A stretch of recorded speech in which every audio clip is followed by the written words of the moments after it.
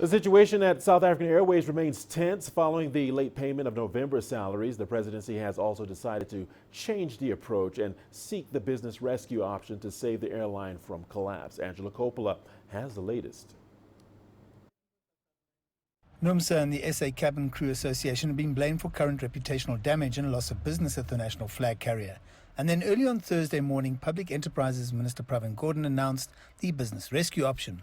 It's something the Solidarity Union has been calling for, and NUMSA was also interested in that approach. NUMSA says a strike isn't an option at this stage, saying they want to save the airline. Solidarity is not pushing for retrenchments at SAA. They are pushing for voluntary severance packages. Now, that's in line with what we want too. They are pushing for the implementation of a turnaround strategy. That's what we want too. There are other areas where we differ, for example, on the area of SAAT, where they are promoting that SAAT should be sold. We don't really support that.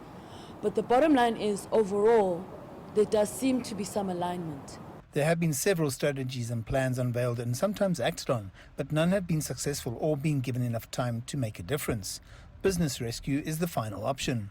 Whoever is appointed as the rescue practitioner must have the appropriate expertise about the airline, about what needs to be done, and must not be interfered with in doing it. And the business rescue environment is such that it is a highly controlled environment.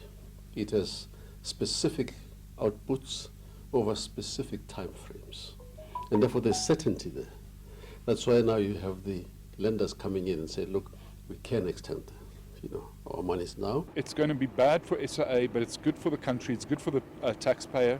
It is also showing that government is very serious about changing the nature of the bailouts. The future airline will look very different to today. The domestic market will be serviced by its low-cost operator, Mango. Then there's an international market, which is where SAA should be. Not as it is now, but as it should be after this process.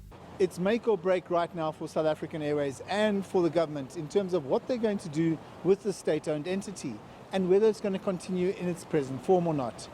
I'm ANGELO COPPOLA for CGTN in Johannesburg, South Africa.